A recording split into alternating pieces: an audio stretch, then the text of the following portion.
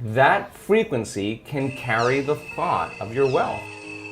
It acts as an amplifier and it drives energy to the brain.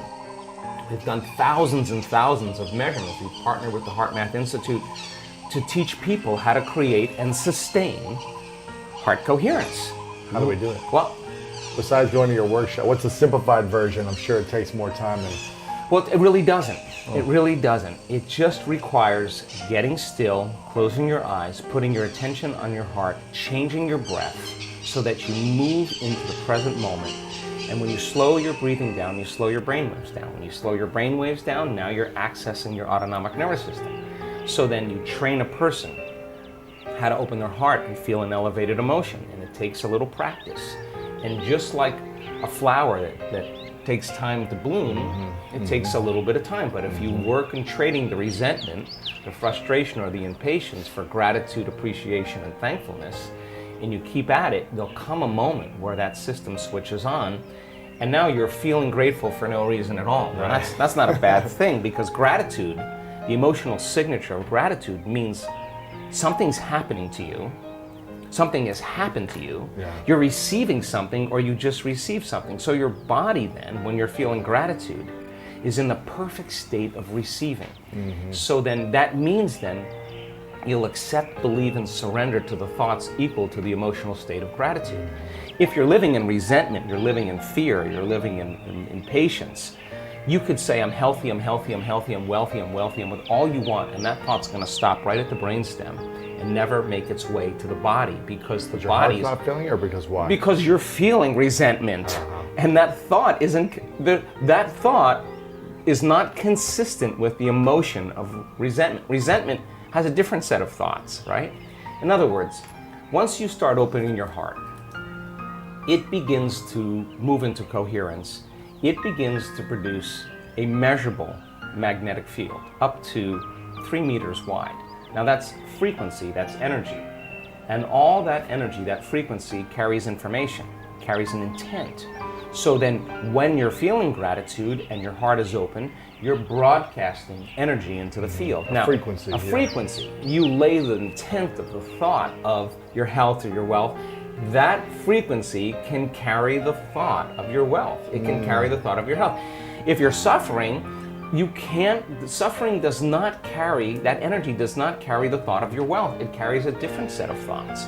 So then we're teaching people how to self-regulate, because if you're going to believe in that future that you're imagining with all of your heart, it better be open and activated. Right. And you better know how to self-regulate. And you have to know the moment you disconnect from the energy of your future because of some circumstance in your life and you lose that feeling, if you're practicing it on a daily basis with your eyes closed, then the next level is to be able to open your eyes and do it right in the moment and be able to self-regulate and change the frustration from some experience in your life back to the energy of your future. Now, that requires great awareness and great effort.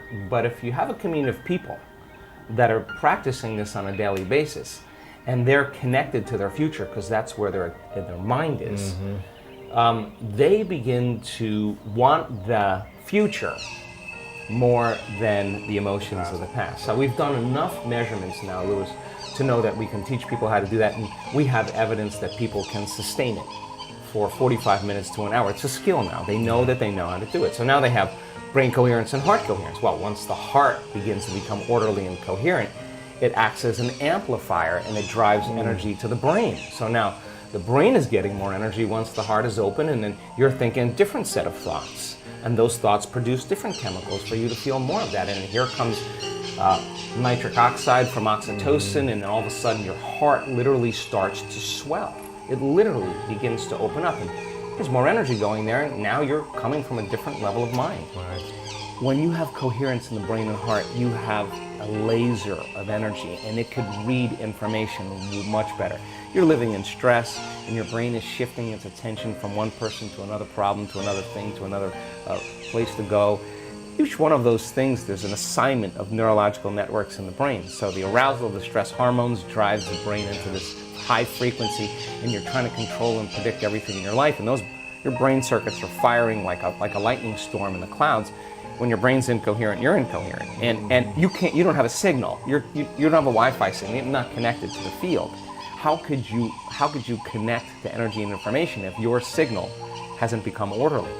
So that when people synchronize their energy into coherence, they can synchronize to a possibility in the future. And the synchronicities that are feedback from the environment are just a reflection of your energy.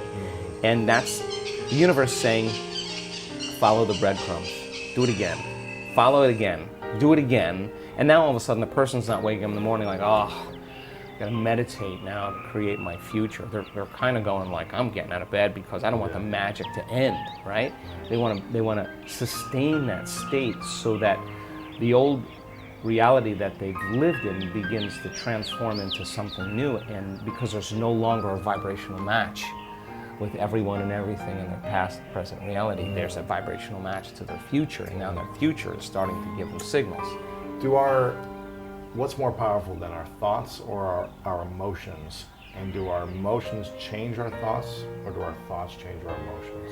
Yeah, the answer is yes.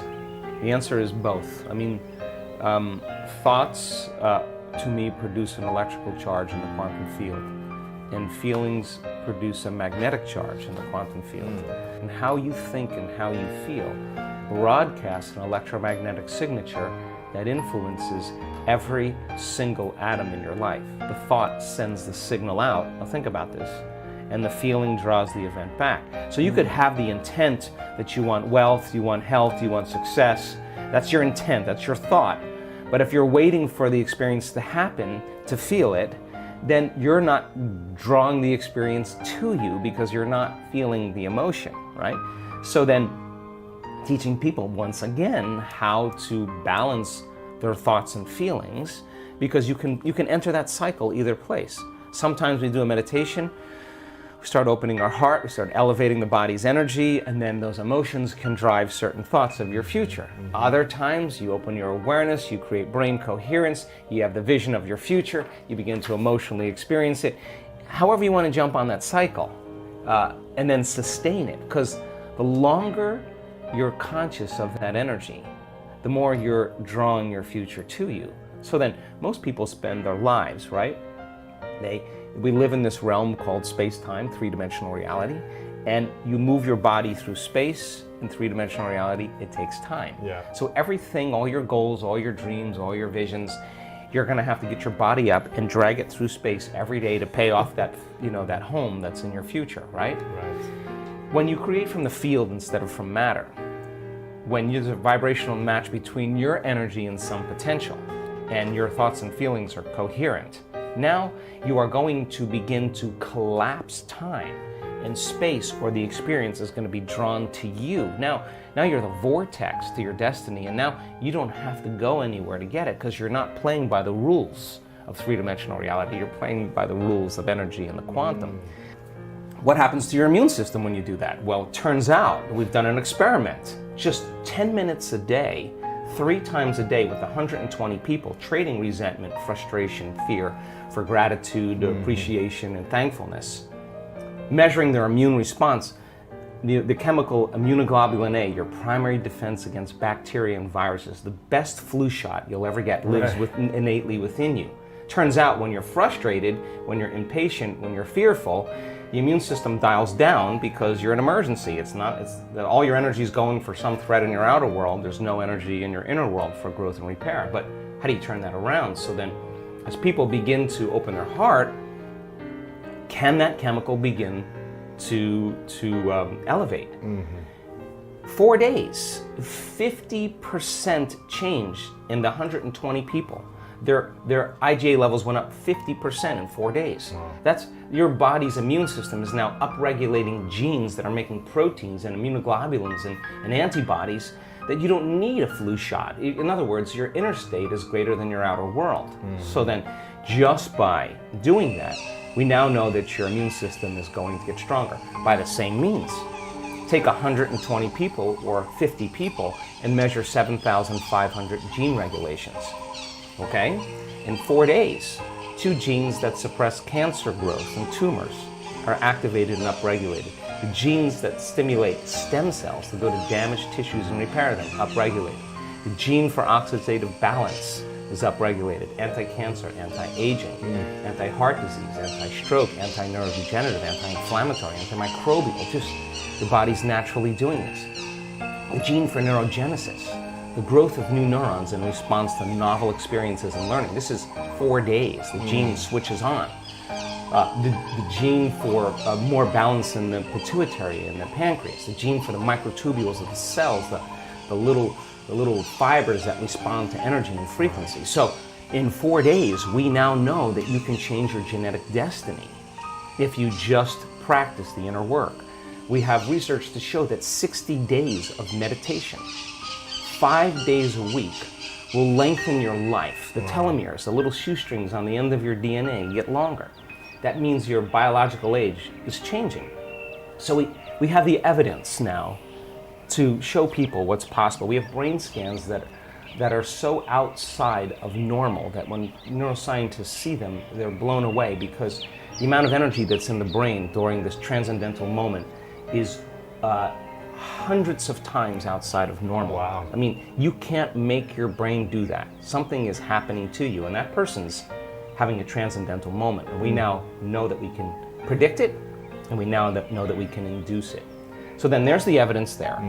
Then you take our community and you see people with stage 4 cancer, with Parkinson's disease, with myasthenia gravis, with lupus, with MS, with brain injuries, with rare genetic disorders, with vertigo, tinnitus, kidney failure, all kinds of health conditions, come to a week-long event, and then at the end of that event, they make significant strides in getting beyond the emotions of the past. Now think about this. The science says that the environment signals the gene. That's epigenetics.